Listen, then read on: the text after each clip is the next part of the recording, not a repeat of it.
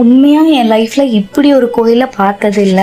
ஏன் அப்படி சொல்கிறேன்னா, நம்ம தமிழ்நாட்டில் இருக்க கோயிலுக்கும் பெங்களூரில் இருக்க கோயிலுக்கும் நிறைய டிஃப்ரென்ஸ் இருக்குது. தமிழ்நாட்டில் எந்த கோயிலை பார்த்துட்டு வந்துட்டு இங்கே பெங்களூரில் எந்த கோயிலை பார்த்தாலுமே நம்மளுக்கு கொஞ்சம் பிரம்மாண்டமாக கொஞ்சம் பெருசாக இருக்க மாதிரி தான் தெரியுது. என் பையனுக்கு ஹாஃப் இயர்லி லீவ் அப்படின்றதுனால ஹஸ்பண்டோட அக்கா ஊருக்கு பெங்களூருக்கு வந்திருந்தோம். ஒரு 2-3 டேஸ் வந்து வீட்லேயே இருந்துட்டு 2-3 நாள் கழிச்சு தான் வந்து எனக்கு சிவனும் முருகனும் பிடிக்கும் அப்படின்றதுனால இங்கே ஒரு கோயில் இருக்குது போகலாம் அப்படின்னு சொல்லிட்டு கூட்டிகிட்டு போனாங்க. இதில் பார்த்தீங்கன்னா கீழே வந்து விநாயகர், கொஞ்சம் ஸ்டெப் ஏறிட்டு மேலே போகிறப்போ சிவன், அதுக்கப்புறம் வந்து நல்ல பெரிய ஒரு அந்த சிவன் வச்சுருப்பார்ல உடுக்க, அந்த ஒரு சிலை வச்சுருந்தாங்க.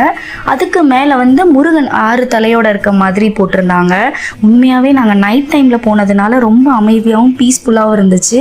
அந்த முருகன் சிலை வந்து பார்ட் 2ல் போடுறேன், கண்டிப்பாக பாருங்கள். என்னோடய வீடியோ பிடிச்சிருந்தா சப்ஸ்கிரைப் பண்ணுங்கள். பாய்.